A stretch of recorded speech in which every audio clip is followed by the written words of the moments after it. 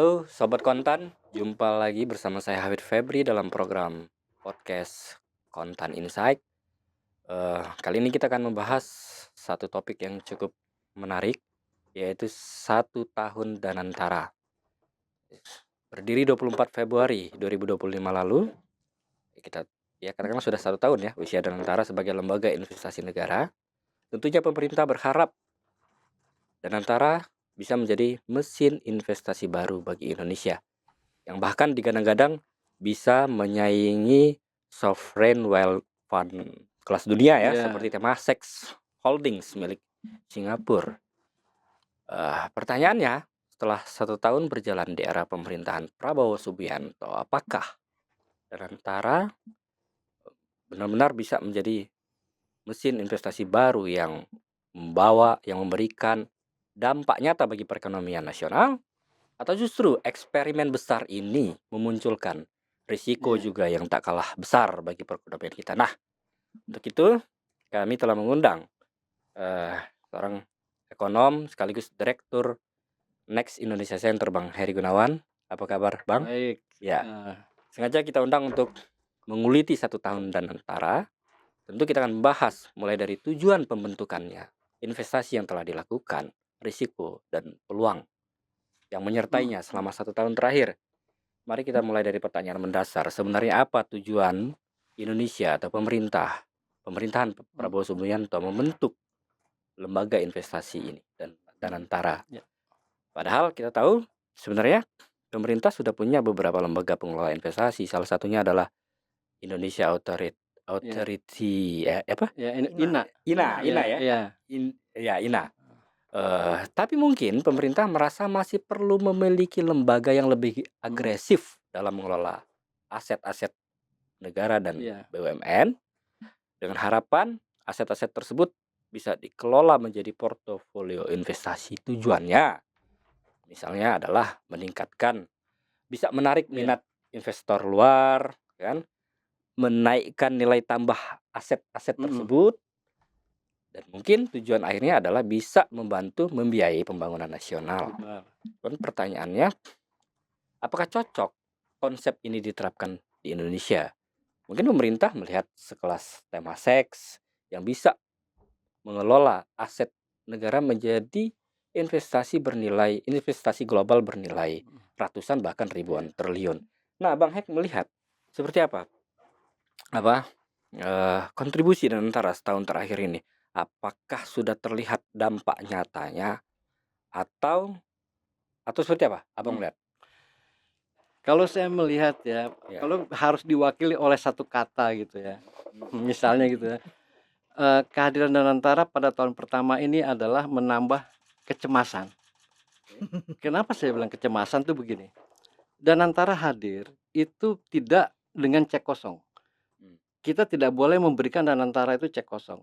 Danantara lahir itu punya mandat tadi sebagai mesin investasi baru, kemudian dia mengelola BUMN biar lebih efisien sehingga memberikan manfaat terhadap ekonomi, terhadap sosial, dan juga mendorong program pemerintah itu bisa jauh lebih efektif. Nah, faktanya kalau kita melihat ini data yang berbicara, yang mengumumkan adalah pemerintah sendiri Kalau kita lihat misalnya gini, salah satu mesin pertumbuhan ekonomi yang diharapkan oleh Pak Prabowo itu bahwa nanti paling tidak tahun 2029 kita tumbuh 8%, itu adalah dengan cara mendorong investasi. Disitulah kenapa Danantara termasuk hadir gitu Dia mengonsolidasikan aset BUMN yang tahun ini, tahun 2025 itu sekitar 14.600 triliun asetnya. Supaya itu didorong menjadi mesin investasi. Nah, faktanya ternyata ini entah itu mesinnya Danantara yang belum panas atau memang masih bingung harus melakukan apa. Tapi data itu berbicara bahwa sekarang rasio investasi terhadap PDB tahun 2025 itu cuma 28,77%. Ini terendah dalam 16 atau 17 tahun terakhir. Malah terendah artinya Terendah. Tahun Danantara berdiri sepanjang 2025 kemarin, rasio investasi terhadap PDB hanya 25%. 28,77. Terendah. Itu kita hitung dari tahun 2009. 2009 itu masih 31%.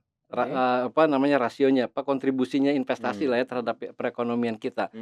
Nah, ini sekarang terendah di dalam 16 atau 17 tahun terakhir. Nah, kemudian juga ada catatan yang lebih nah, kebetulan Pak Rosan yang mimpin Danantara juga kan Menteri Investasi oleh BKPM. Ini juga ada data yang menarik yang dikeluarkan oleh kantornya Pak Rosan sendiri. Kalau saya cuma narik datanya sampai 25 tahun terakhir dari tahun 2000. Inilah pertama kali terjadi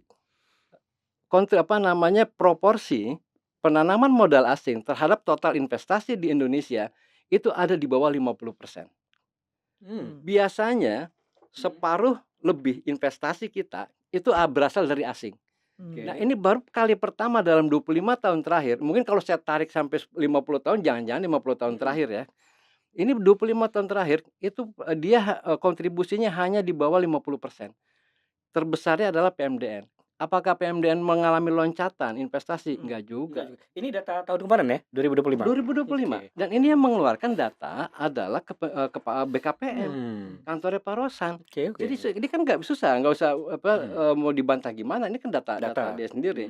Kalau tadi kontribusi investasi terhadap PDB yang mengeluarkan BPS 28,77% dan ini terendah dalam 17 tahun terakhir. Jadi inilah yang saya khawatirkan bahwa Danantara itu kalau kita lihat di tahun pertama yang kita khawatirkan itu adalah menambah kecemasan. Makanya menurut saya Danantara harus kita berikan perhatian bersama-sama. Bukan apa-apa. Tahun pertama Danantara itu udah mengelola aset. Saya pernah hitung dia mengelola aset itu sekitar 14.600 triliun. Kas dan setara kas BUMN pada tahun yang sama itu sekitar 900 triliun. Jadi artinya yang bisa dia belanjakan untuk investasi secara langsung itu sekitar itu. Kalau dia pengen konsolidasikan BUMN. Nah, persoalannya dia sudah narik dividen yang tadinya langsung masuk ke APBN, diambil 80 triliun. Wah, ini jadi orang kaya raya Danantara. Ini ibaratnya bos gitu ya. Tapi dia narik utang. Selama 2025 dia narik utang hampir 300 triliun. Pertama Patriot Bond 50 triliun ya. Yang nanti katanya proyeknya untuk pembangkit listrik tenaga sampah. Kedua, dia dapat pinjaman juga 17 miliar dolar. Dari yang 10 miliar dolar dari 12 bank di luar negeri. Yang 7 miliar dolar itu dari Sovereign Wealth Fund Qatar, Cina dan Rusia. Iya. Jadi yang ada dana luar yang disebut oleh Pak Rosan itu masuk adalah dana pinjaman. Dana pinjaman ya? Bukan dana investasi. Iya. Nah, ini maksud saya pegang duit 80 triliun in cash. Cash keras itu 80 triliun ditambah pinjaman tadi hampir 300 triliun. Jadi duitnya ada 380 triliun. Cash. Pertanyaannya apa yang sudah dilakukan? Nggak tahu juga. Nah, Bang Hek, tadi terkait dengan pinjaman, artinya dia gencar menarik pinjaman ya, bukan menarik investasi. Salah satunya 50 triliun rupiah untuk proyek pembangkit listrik tenaga sampah. Betul. Lalu ada 17 miliar dolar. Itu jelas nggak peruntukannya untuk apa penarikan utang sebesar itu? Nah, kalau dulu saya pernah dengar siapa penjelasannya Pak Doni atau siapa gitu ya dari Danantara. Kalau yang 50 triliun itu untuk pembangkit listrik tenaga sampah yang memang sampai hari ini belum jalan. Kalau pinjamannya udah ditarik tapi proyeknya belum jalan, ini kan artinya jadi liabilitas. Itu dari tahun lalu kan Pak ya? Persis dari tahun lalu. Ini kan jadi liabilitas, dana menganggur, tapi harus bayar bunga kan? Iya. Benar. Nah, Walaupun bunganya kecil ya. walaupun kecil 2% gitu ya, tapi kan tetap harus dibayar. Dan itu ya itu liabilitas yang memang risiko yang harus ditanggung. Karena dananya menjadi tidak produktif. Yang 17 miliar dolar katanya itu dana untuk ibaratnya operasional program BUMN. Operasional program BUMN. Jadi bukannya untuk investasi. Gitu. Nah, saya juga nggak begitu paham tuh sebenarnya dia itu ini menggunakan dana ini untuk apa nih? Dugaan saya inilah yang digunakan untuk nyuntik. Lalu dividen 80 triliun yang dia ambil itu buat apa? Mungkin buat urusan kantor kayaknya. Artinya setoran dividen BUMN Ini nilai 80 triliun yang harusnya ke pemerintah kan sudah masuk ke Danantara. Udah. Kalau dalihnya dia pinjam lagi 17 miliar dolar untuk operasional BUMN, Berarti kan yang 80 triliun ini nggak cukup asumsinya? Iya, Mungkin ya? iya, Mungkin ya? mungkin nggak cukup. Untuk operasional BUMN, lalu dia tarik lagi pinjaman? Betul. Nah, Itu inilah kayak semacam suntikan gitu mungkin buat Iya. BUMN ya? Iya, Iya. kayak ke Garuda ya. Krakatau Steel. Krakatau Steel, Iya, yang atau sudah yang mungkin kolaps yang lain itu ya. ya. Cuma kan kalau dana itu menganggur, dikekepin gitu ya, banyak kalau dana itu berasal dari pinjaman, itu kan risiko tinggi. Iya. Karena bunganya harus dibayar. Bunganya berapa tuh Pak kalau yang pinjaman luar? Itu kayaknya bervariasi lah itu Bervariasi ya. ya. Iya, iya. Tapi dolar masalahnya. Ya, itu Iya. dolarnya udah Atau sebagian mungkin dia investasikan di pasar modal. Iya, ada juga yang ditaruh Ada di juga. pasar modal. Ah. Karena kan memang mandatnya itu, selain dia mengerjakan program pemerintah, kemudian mendorong pembangunan, tadi mengakselerasi investasi, Tapi pasar dia modal turun juga Pak. turun juga. Nah, dia juga nyari duit. Nah, nyari Oh. duit itu yang kayaknya di divisi di apa namanya di bisnisnya Divisinya Pak beda. Pandu ya. Ah, Nah, ah. itu dia nyari duit, tujuannya dan nanti akan dikembalikan untuk mendorong perekonomian kita. Kan itu kan sebenarnya. Dia cari duit banyak, katakanlah di pasar modal, nah nanti duit itu ditambah, digabung dengan duit pinjaman tadi, duit kas yang ada, nah itu didorong untuk investasi. Seharusnya kan begitu kira-kira logikanya Iya, gitu ya. iya, iya. Pak, tapi mungkin pertanyaannya gini Pak, karena kita kan kalau misalnya saya liputan di pasar modal kan itu kan nggak clear benar ya, Iya. mereka naruh di mana nih di si Danantara ini. Pertanyaan saya gini Pak, kalau di sovereign atau yang model-model di luar itu jelas nggak Pak sebenarnya pengalokasian dana seperti itu? Ya, kalau yang kayak misalkan ada beberapa yang memang mereka tutup. Ada beberapa yang tidak dibuka, tapi ada juga yang mereka itu terbuka, tapi hasilnya yang mereka sampaikan itu terbuka. Karena mereka juga harus laporkan, kayak misalnya Temasek lah, mereka juga laporkan ke Kementerian Keuangan, dan kalau kita googling sekarang laporan keuangannya Temasek, itu pasti muncul tuh nomor 1 di halaman pertama, Iya, terbuka, jadi transparan lah ya mereka transparan. ya. Dan mereka memang investasinya menurut saya itu proper. Jadi ibaratnya gini, mereka ini bos, karena pegang duit ya, pemilik modal. Sama dengan Danantara. Danantara ini bos, pemilik modal. Artinya kalau dia investasi, dia bisa melakukan negosiasi keras terhadap tempat yang dia investasi. Contohnya gini, GIC itu naruh duit beberapa triliun ke perusahaan di Indonesia. Saya nggak usah sebut perusahaannya. Dia naruh duit ke perusahaan di Indonesia. Nah, perusahaan ini adalah perusahaan publik. Tapi permintaan GIC apa? Anda go private ya. Diikutin, diterima. Karena Tadinya publik dia jadi go private. Iya, jadi go private dia. Nah, ketika dia go private, duit ini mayoritas untuk jalan tol ya. Bisnis jalan tol Indonesia. Oh, siap. Duit itu diambil. Perusahaan ini kemudian belum lama itu negosiasi baru sepakat untuk melakukan pembelian satu ruas tol yang sudah jadi. Artinya sudah dapat duit di situ. Yang tadinya utang, berapa kekurangannya sekian triliun, bayar lunas. Nah, duit itu udah berputar tuh di situ. Jadi itu jelas yang dia lakukan. Nah, pertanyaannya kan maksud saya gini. Dia bos mestinya bisa menentukan term and conditionnya ya. Katakan ini ambil kasarnya gitu ya. Misalnya Danantara, ini barang yang udah bagus, Indofood misalnya gini ya. Indofood, lo kan masih impor gandum besar-besaran nih segala macam.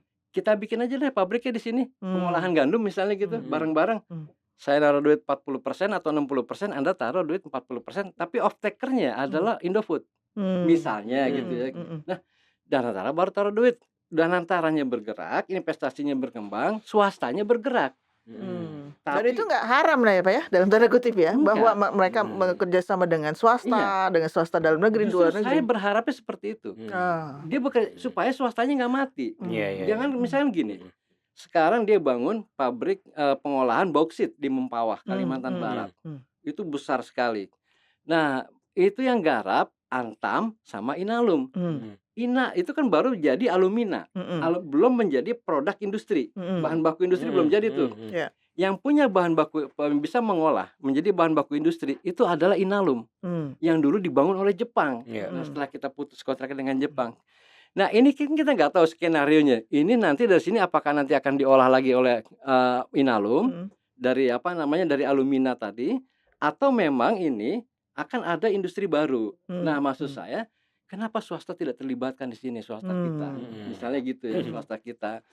Nah, itu jadi menurut saya seharusnya pemerintah sama swasta itu jalan bergandengan, nggak bisa kita hidup tanpa swasta. Iya iya. Suka atau tidak suka. Sekarang gini, BI itu mencatat dari 100% investasi yang tertanam di Indonesia, 85 sampai 86% itu adalah investasi swasta. Sisanya 14 sampai 15% itu adalah investasi publik. Investasi publik yang dimaksud oleh BI adalah investasi pemerintah dan investasi BUMN. BUMN. Jadi ini size-nya BUMN dan pemerintah ini kecil. Hanya 15%, iya Iya, nggak 15%. hanya kecil sekali Iya, gitu. iya. Jadi ibaratnya kalau nyeburin gitu, ya nggak goyang gitu. Nah, tadi Abang sampaikan data-data di awal itu sebenarnya anomali ya, artinya Ya. 1 tahun Danantara hadir, tapi data-data pemerintah terkait dengan investasi itu justru menunjukkan anomali. Dalam arti Iya. seperti misalnya apa, kontribusi investasi asing tidak sampai separuh dari total investasi yang Betul. masuk sepanjang Iya. 2025 ya. Kemudian rasio investasi terhadap PDB terendah dalam 16 sampai 17 tahun 16 terakhir. tahun terakhir di Iya. level 28,77%. Iya. Sebenarnya apa yang menyebabkan terjadinya anomali? Karena tujuan utama pemerintah membentuk lembaga Iya. investasi ini kan harapannya bisa lebih agresif nih mendorong Betul. investasi ya. Artinya Iya. mesin investasi baru bagi Indonesia. Mm. Ya kan tujuannya kan itu kan. Iya, iya. Bisa mengelola aset 14.600 triliun ini misalnya menjadi portofolio investasi yang menarik minat Iya. investor luar lah apa. Betul. Nah, ini apa? Apa karena mesinnya memang belum panas atau memang dia belum punya strategi yang jelas mengelola dana sedemikian besar?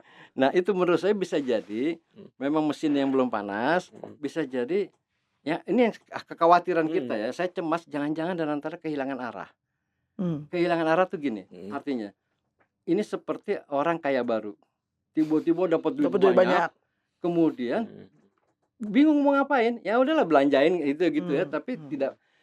Salah satu indikator yang paling penting, kenapa mencemaskan, sampai hari ini tidak pernah kedengaran blueprint BUMN ini mau diapain kita nggak tahu. Padahal tugas utamanya dia adalah mengonsolidasikan BUMN. Kenapa saya bilang itu blueprintnya nggak jelas, dan termasuk yang dilaksanakan itu juga seperti Mas Hafid bilang itu adalah anomali dan bahkan paradoks. Kenapa paradoks? Sekarang gini. Ketika BUMN itu kenapa harus dikonsolidasikan? Itu kan supaya efisien. Nah, supaya ada satu bisnis atau satu pekerjaan jangan dikelola oleh 2 BUMN. Kan harus dievaluasi. Ada BUMN banyak BUMN punya bisnis hotel. Ada banyak BUMN punya bisnis air minum dalam kemasan, gitu kan? Itu lebih dari 3 BUMN. Nah, kemudian harusnya dikonsolidasikan. Itu udah benar tuh, kita berharap realisasinya kan seperti itu. Tiba-tiba realisasinya Danantara, memang ini mungkin bukan Danantara yang menerbitkan, muncul BUMN baru. BUMN ini kalau sesuai regulasi yang membentuk adalah Kementerian BUMN, usulannya yang disampaikan ke Presiden. Karena Kementerian BUMN sudah tidak diganti dengan BP BUMN, maka seharusnya kan ini usulannya BP BUMN dong. Nah, BP BUMN kepalanya adalah COO Danantara, Pak Doni Oskaria. Jadi artinya kita nggak bisa pisahkan ini dari Danantara kan ya. Lahirlah beragam Agrinas. Nah, persoalannya bukan apa-apa. Agrinas ini misalnya katakanlah yang di perkebunan. Lalu untuk apa ada perhutani? Untuk apa ada PTPN? Kemudian ditambah lagi Agrinas Pangan. Agrinas Pangan ngurusin belanja modal Koperasi Desa Merah Putih. Misalnya yang mendatangkan mobil gitu ya. Kemudian nanti dia yang akan mengurusi kantor, bikin apa segala macam. Kita punya BUMN karya. Yang banyak yang sekarang juga lagi punya masalah dengan keuangannya. Utang-utangnya ya. Utang-utang proyeknya kasihin aja ke dia tuh. Termasuk rumah-rumah nelayan itu ya, kampung nelayan. Kampung nelayan yang mau dibikin 1000 tahun ini dan lain-lain. Selain aja BUMN karya. Gitu. Jadi kita sudah ada, supaya lebih efisien jangan kemudian ditambah BUMN baru. Tiba-tiba muncul lagi Perminas. Perminas BUMN baru yang tujuannya awalnya dibentuk untuk menggarap tambang emas Martabe, punya Astra yang rencananya itu mau udah dia cabut ya, mau diambil serahin oleh ke Perminas. Tapi konon kabarnya setelah ada cawe-cawe dari luar gitu ya, dari asing gitu, mungkin telepon kiri kanan batal, mau direvisi. Jadi ketika Pak Bahlil setelah ketemu presiden dia bilang kita akan evaluasi. Kalau memang tidak bersalah akan dikembalikan izinnya kan kira-kira gitu. Perminasnya nggak ada kerjaan jadinya. Nah, Perminasnya nggak ada kerjaan. Terakhir yang kita dengar itu Perminas mau disuruh garap PLTSA, pembangkit listrik tenaga sampah yang duitnya sudah ada 50 triliun triliun itu. tadi. Ini juga menimbulkan potensi risiko baru. Hmm. Di dalam bisnis pembangkit energi baru dan terbarukan, yang Ya. paling mahal Hmm. itu adalah pembangkit listrik tenaga panas bumi, geotermal. Hmm. Geotermal harganya berapa? Itu cuma 7 sampai kira-kira 7 sampai 8 sen dolar per kWh. Karena dia paling stabil ya Pak ya? Ya, karena biayanya mahal gitu ya. Pertama resource-nya sedikit, kemudian teknologinya mahal, Dan dia di daerah-daerah terpencil juga ya, daerah terpencil. Jadi mahal itu kan. Kemudian seharusnya kan dia yang harganya yang paling mahal. Pembangkit sampah itu ditetapkan, tahu nggak harganya berapa? Berapa? 20 sen dolar per kWh. Hampir 3 kalinya ya. Hampir 3 kali lipat. Nah, Dilala PLN cuma bilang gini, kita siap menampung. Jangan salah loh. Kalau PLN bilang siap menampung, kalau nanti tidak memenuhi skala ekonomi, PLN akan minta bantuan APBN. Kemana lagi dia harus berlari? APBN bentuknya bisa jadi kompensasi, bisa jadi subsidi. Nah, mungkin kalau subsidi terlalu mencolok, dikasihlah kompensasi kan gitu. Ini jadi kalau hasilnya dari PLTS itu makin besar, makin celaka lah ini PLN ya. Makin celaka. Makin celaka loh. Yang mahal aja cuma 7 sampai 8 sen per sen dolar itu. Ini tiba-tiba 20 gitu. 20 sen.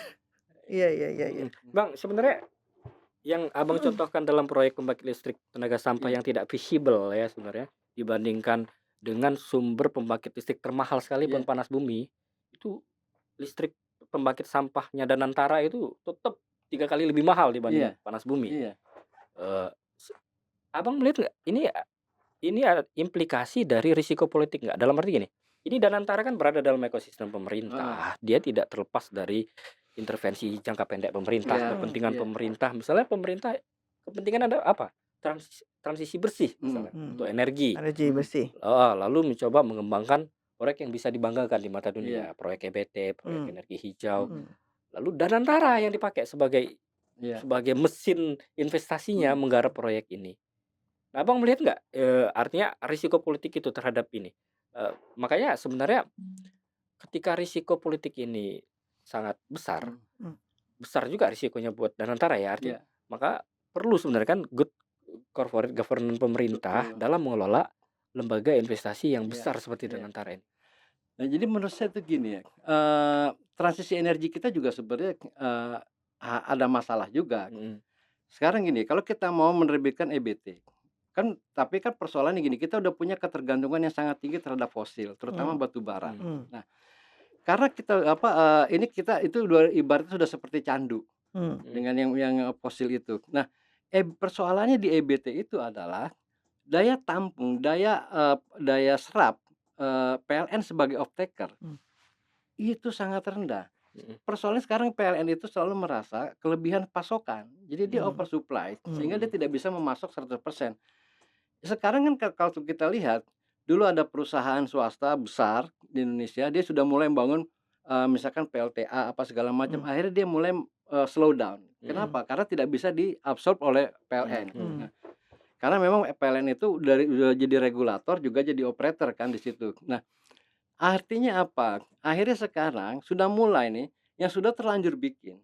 Kan kalau dia logikanya kalau EBT itu gini, kalau kita masuk lewat transmisi PLN untuk distribusi umum, maka itu wajib off-taker-nya adalah PLN. Tapi kalau untuk pemakaian sendiri nggak apa-apa. Nah, artinya sekarang yang akan terjadi ke depan itu adalah digunakan untuk pemakaian sendiri. Misalnya katakanlah Salim Group membangun kawasan industri. Dia bikinlah di situ EBT yang jangka panjang itu harganya akan jadi lebih murah dan stabil. Nah, itu dia tidak harus lewat transmisi PLN. Dan itu dia bisa kerjain sendiri. Nanti lama-lama industri akan melakukan kayak gitu. Dan akhirnya juga nanti lama-lama kayak misalnya gini, kayak pembangkit listrik tenaga panas bumi. Ini kan sudah mulai nih. Mereka nggak lagi pikirin, udahlah ada batas pasokan ke PLN itu secukupnya aja. Ini kan nanti, ini juga bisa dihilirisasi menjadi katakanlah green amoniak. Nah, green amoniak itu bisa jadi bahan baku pupuk. Ya. Nah, maksud saya seharusnya pemerintah juga punya skenario ini. Di dalam skenario besar ini seharusnya dikerjakan oleh Danantara menurut saya. Mana industri-industri yang harus dikembangkan? Misalnya kita, ini ada blok industri logam misalnya gitu ya. Nah, besi dan logam. Dia fokus tuh industri logam, kalau gitu kita harus punya industri baja yang kuat. Nah itu blueprint itu Pak ya, Dia harusnya punya, ya. harusnya dia punya. Kalau Iya. gitu kita bikin Krakatau Steel, tapi Krakatau Steel sekarang udah kurus. Udah kurus ya. Iya, udah kurus, core-nya itu udah separuh udah ada di Posko. Iya, iya. Korea. Infrastruktur pendukungnya, katakanlah misalnya air dan pembangkit listriknya dia Diambil ini ya.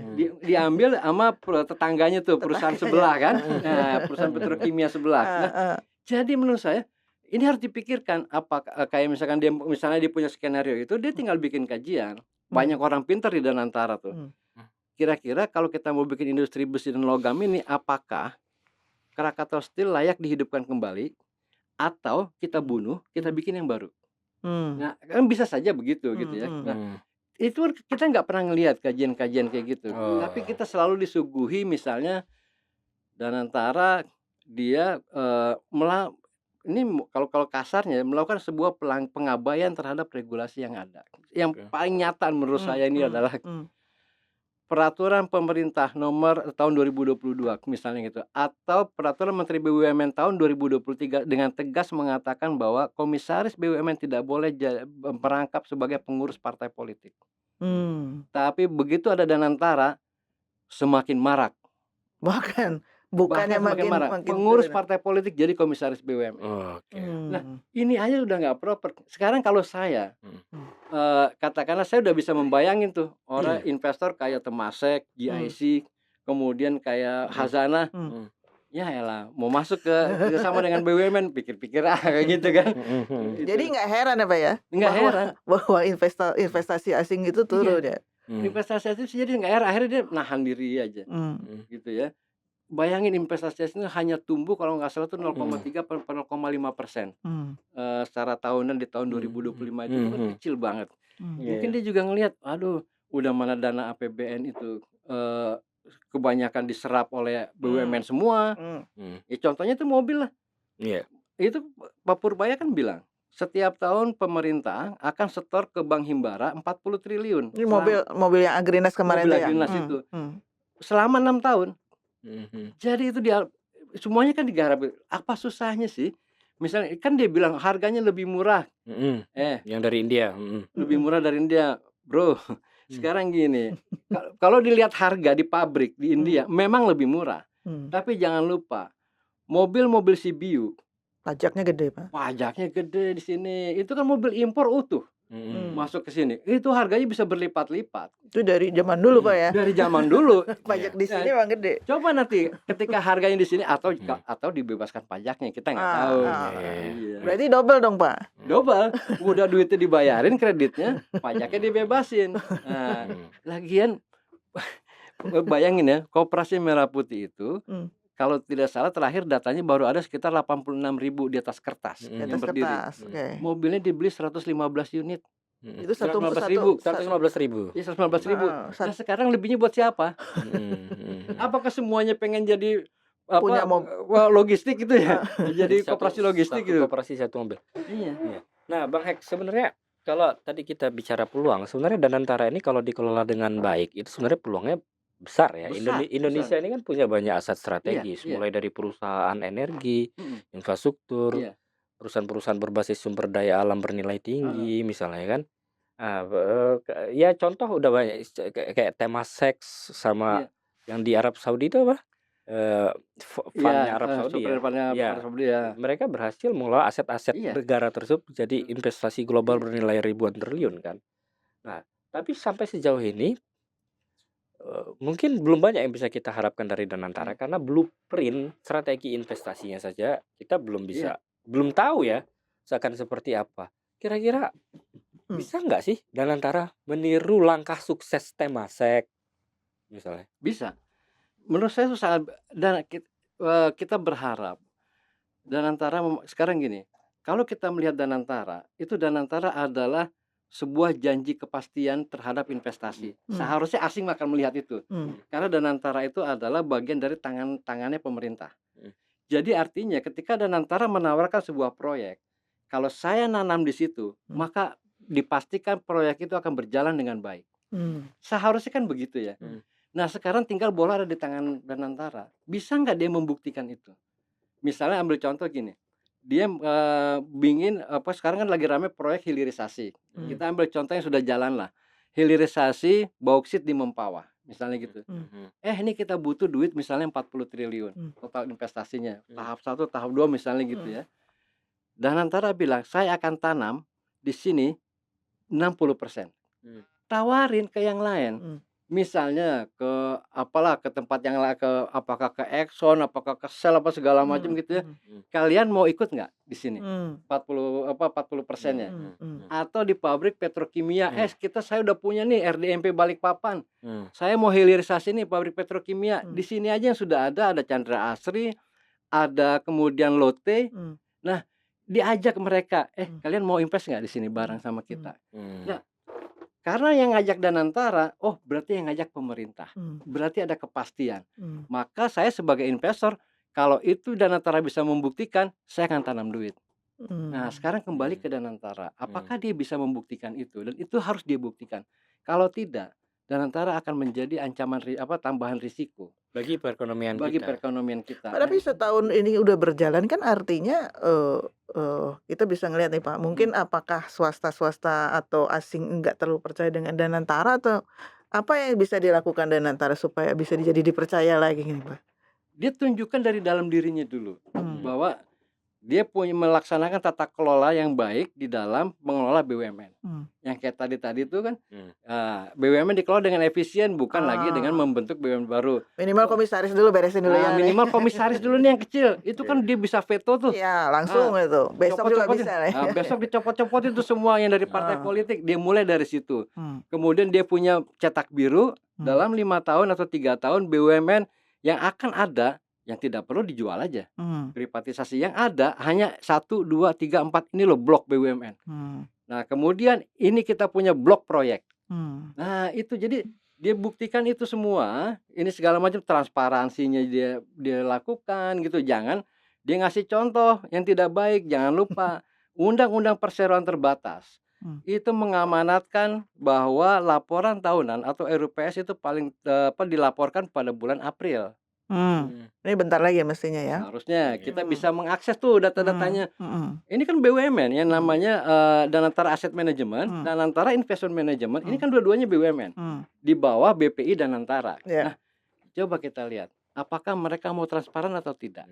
Kalau mereka tidak transparan, jangan berharap orang asing, orang dalam negeri aja belum tentu percaya. Gitu. Jadi persoalannya di tata kelolanya ya. Tata kelola mulai dari situ.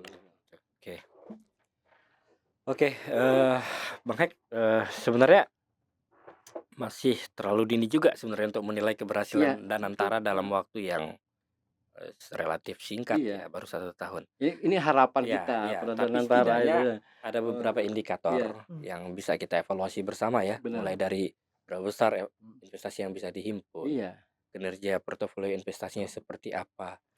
Yang tentunya kita berharap Danantara ini benar-benar bisa menjadi mesin investasi baru bagi pemerintah, bisa mengakselerasi pertumbuhan ekonomi, bukan justru menjadi beban ekonomi baru. Maka itu seperti Bang Hek sampaikan di awal, penting bagi kita untuk mengawal bersama-sama. Lembaga super besar ini ya. Lembaga super ini mengelola aset hingga 14.000. Jangan kasih cek kosong dia. Itu. Dan sering-sering lah mereka tuh melihat datanya India, Vietnam, Cina, bagaimana mereka tumbuh tinggi dengan mendorong investasi. Artinya perlu banyak belajar juga dari lembaga-lembaga pengelola investasi asing yang sudah besar ya, seperti Temasek dan lain-lain. Oke, Sobat Kontan, sampai di sini diskusi podcast kita kali ini, dan ikuti terus podcast pada episode berikutnya. Salam. Keputusan bisnis terbaik datang dari data, bukan tebakan. Mudah berlangganan Business Insight dengan subscribe with Google.